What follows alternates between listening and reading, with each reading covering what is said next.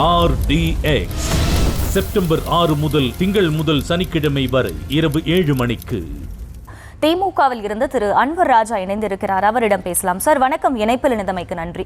முன்னாள் அமைச்சர் செங்கோட்டையன் செய்தியாளர்களை சந்தித்து பேசிய அந்த காட்சிகளை பார்த்திருப்பீங்க. அவர் குறிப்பா ஒரு விஷயத்தை முன்வைக்கிறார், அதிமுக ஒன்றிணையும் அப்படிங்கிறது.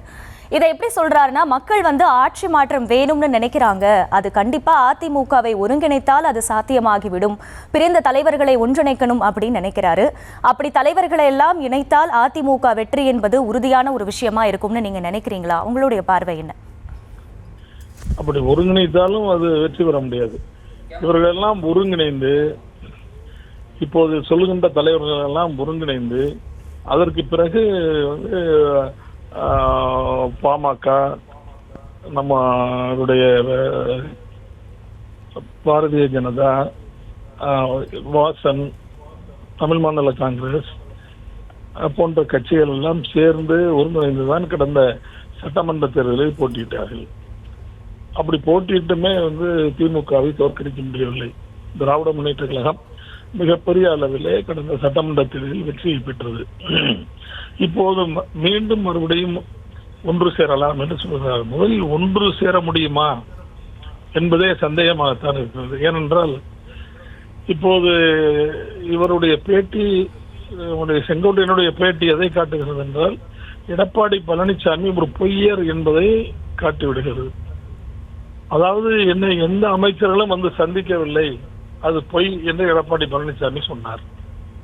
ஆனால் இப்போது சந்தித்தவர்களில் ஒருவராக இருக்கின்ற செங்கோட்டையன், நாங்கள் 6 அமைச்சர்கள் எடப்பாடி பழனிசாமியை சந்தித்து ஒருங்கிணைய வேண்டும் என்று வலியுறுத்தினோம் என்று இப்போது போட்டு உடைத்து விட்டார்.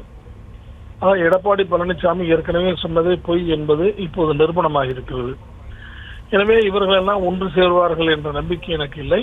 அப்படி ஒன்று சேர்ந்தாலும் திமுகவை அவர்களால் தோற்கடிக்க முடியாது. திமுக மிகப்பெரிய வெற்றியை பெறும்.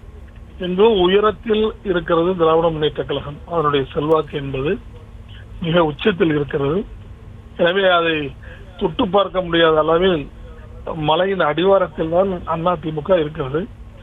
அதிமுக எல்லோரும் நிபந்தனை இல்லாமல் ஒன்று சேர்ந்து திமுகவை எதிர்க்க வேண்டும் என்ற ஒற்றை குறிக்கோளில் வந்தாலும் திராவிட முன்னேற்ற கழகம் மிகப்பெரிய வெற்றியை பெறும். சார், இல்ல இப்ப மக்கள் தரப்புல இருந்து ஆட்சி மாற்றம் வேண்டும் அப்படிங்கிற ஒரு மனநிலைமையே இல்லைன்னு நீங்க நினைக்கிறீங்களா? ஏன்னா இவர் என்ன குறிப்பிட்டிருக்காருன்னா, 2016க்கு பிறகே தேர்தல் களம் போராட்ட களமா மாறிடுச்சு. 2024 நாடாளுமன்ற தேர்தலையே பாஜகவோட கூட்டணி வச்சிருந்தா 30 இடங்கள்ல வென்றிருக்க முடியும் அப்படிங்கிற ஒரு விஷயத்தை குறிப்பிடுறாரு. ஆட்சி மாற்றம் அப்படிங்கிறது பொதுவா ஒவ்வொரு முறை தேர்தல் நடந்த பிறகும் அடுத்த தேர்தல் வரும்பொழுது மக்களிடையே ஏற்படுற ஒரு பொதுவான ஒரு கருத்து தானே, அதை நீங்க எப்படி பாக்குறீங்க? அது பொதுவான கருத்துன்னு சொல்ல முடியாது. 2016 அது நடக்கலையே. 2011 அதிமுக வென்றது, 2016 மீண்டும் அதிமுக வென்றது. ஒரு 5 ஆண்டுகளுக்கு ஒரு முறை ஆட்சி மாற்றம் வரும் என்பது பொதுவான கருத்து நாம் ஏற்க முடியாது.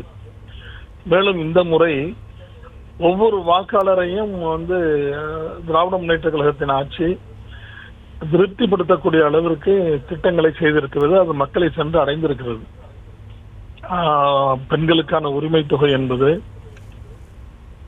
பள்ளிக்கூடத்தில் காலை சிற்றுண்டி என்பது, அதே போல நம்முடைய கல்லூரி மாணவர்களுக்கான உதவித்தொகை என்பது,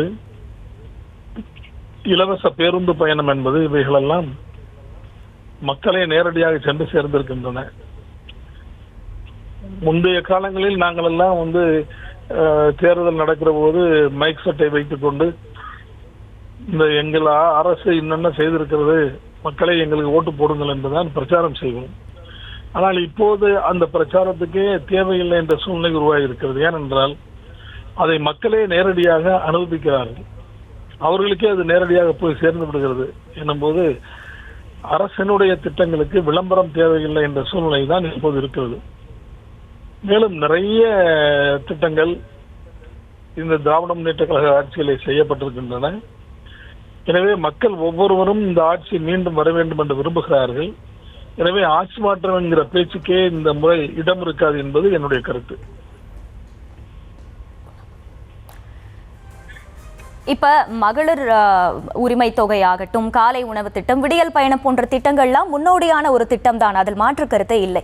இருந்தாலுமே இப்ப பல்வேறு கட்சி தலைவர்களை பொறுத்த வரைக்கும் திமுக கொடுத்த வாக்குறுதிகளை முழுமையாக நிறைவேற்றவில்லை.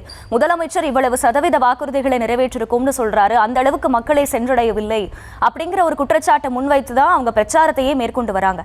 அப்ப இந்த கருத்து மக்கள் மத்தியில் ஆழமா பதிவதற்கான வாய்ப்பும் இருக்கு இல்லையா? கொடுத்த 505 வாக்குறுதிகளில் பெரும்பாலான வாக்குறுதிகள் நிறைவேற்றப்பட்டு விட்டன என்று பல முறை சட்டமன்றத்தில் மாண்புமிகு முதலமைச்சர் தளபதி அவர்களே சொல்லியிருக்கிறார். ஒன்று.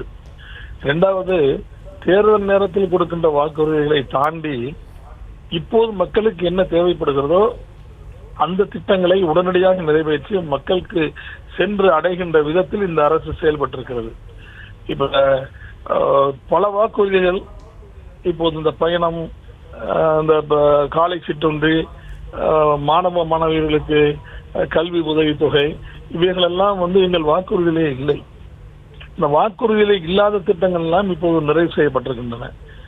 எனவே வாக்குறுதிகளை எல்லாம் நாங்கள் நிறைவேற்றுகிறோம் என்று அதற்கான அறிவிப்பு சட்டமன்றத்திலே தரப்பட்டிருக்கிறது. அதற்கான ஜிஓக்கள் எல்லாம் இஷ்யூ செய்யப்பட்டிருக்கின்றன. ஒரு வாக்குறுதியை நிறைவேற்ற வேண்டுமானால் ஒரு அரசு ஜிஓ போட்டு அதுக்கு வேண்டிய நடவடிக்கைகள் எடுக்க வேண்டும். கிட்டத்தட்ட 385 ஜிஓக்கு மேல் போடப்பட்டிருக்கிறது. பல ஜிஓக்கள், அரசு உத்தரவுகள் நடைமுறைக்கு வந்திருக்கின்றன. இதையெல்லாம் தாண்டி வாக்குறுதிகள் நாங்கள் தராத பல நல்ல திட்டங்கள் மக்களை சென்று சேர்ந்திருக்கின்றன. மக்களிடம் நேரடியாக சென்று அவர்களிடம் மனுக்களை பெற்று ஆங்காங்கே மனுக்களுக்கு தீர்வு காண்பது என்பதை மக்கள் வெகுவாக வரவேற்கிறார்கள். இல்லம் தேடி கல்வி என்பது நம்முடைய தமிழ்நாட்டில் ஒரு மிகப்பெரிய கல்வி புரட்சியை ஏற்படுத்தி இருக்கிறது.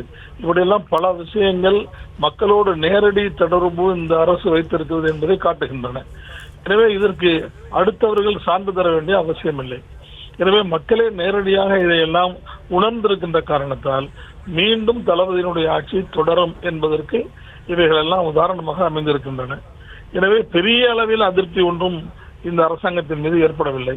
அப்படியே அதிருப்தி இருந்தால் கூட அந்த அதிருப்தியை ஒன்று திரட்டி வாக்காக மாற்றுகின்ற சக்தி இப்போது இருக்கின்ற எதிர்கட்சிகளிடம் இல்லை. அது தனித்தனியாக பிரிந்துதான் போகும் என்ற சூழ்நிலை இருக்கிறது.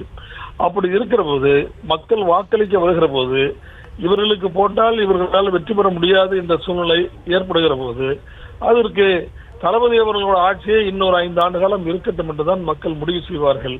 அப்படி பார்க்கிற போது பெரிய அளவில் திராவிட முன்னேற்ற கழகம் வெற்றி பெறுவதற்கான வாய்ப்பு இருக்கிறது. இணைப்பில் இணைந்து உங்களுடைய கருத்துக்களை பகிர்ந்து கொண்டமைக்கு நன்றி திரு அன்வர் ராஜா. RDX செப்டம்பர் 6 முதல் திங்கள் முதல் சனிக்கிழமை வரை இரவு 7 மணிக்கு.